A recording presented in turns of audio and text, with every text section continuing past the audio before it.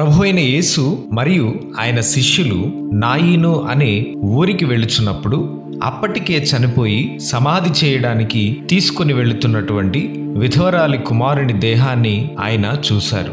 ఆ చిన్నవాని తల్లి విధవరాలు, ఆమెకు ఒక్కడే కుమారుడు.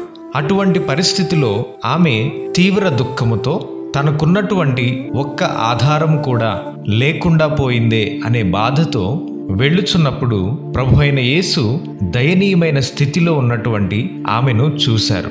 ఆమెపై కనికరపడ్డారు. అప్పుడు ప్రభువైన యేసు ఆమెతో దుఃఖపడవద్దు అని చెప్పి తన కుమారుని దేహం దగ్గరకు వెళ్ళి ఆ పాడెను ముట్టి, చిన్నవాడా లిమ్ము అని చెప్పగానే చనిపోయిన వాడు లేచి కూర్చుని మాట్లాడతాడు. అప్పుడు యేసు ఆ చిన్నవాణ్ణి ఆమె తల్లికి అప్పగిస్తారు. ఆ రోజు దేవుడు ఆమె జీవితంలో ఎందుకు కార్యం చేశాడో తెలుసా? ఆమె అప్పటికే తన భర్తను పోగొట్టుకుంది. భర్త యొక్క మరణం తనను ఎంతగా వేధించినప్పటికీ తన కుమారుని బట్టి ఆదరణ పొందింది. అదే సమయంలో ఆ ఒక్క ఆధారం కూడా పోయింది.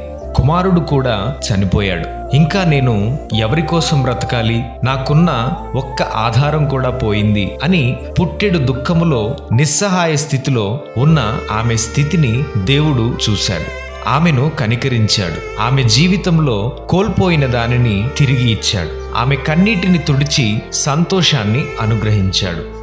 మనం ఆశ్రయించిన దేవుడు హృదయ రహస్యాలు ఎరిగినవాడు. ఆ రోజు ఆ విధవరాలు అడగకపోయినా ఆమె యొక్క నిస్సహాయ స్థితిని చూచిన దేవుడు ఈ రోజు నీ పరిస్థితిని కూడా ఎరిగినవాడు. నీ యొక్క నిస్సహాయ స్థితిని ఎరిగినవాడు. నీ దుఃఖాన్ని నాట్యముగా మార్చగలిగినవాడు. సంతోష వస్త్రాన్ని నీకు ధరింప చేయగలిగినవాడు. పరిపూర్ణమైన విశ్వాసం పరిపూర్ణమైన కార్యాలు జరిగిస్తుంది. అట్టి కృప నిస్సహాయ స్థితిలో ఉన్న ప్రతి ఒక్కరికి దేవుడు అనుగ్రహించునుగాక. ఆమెన్.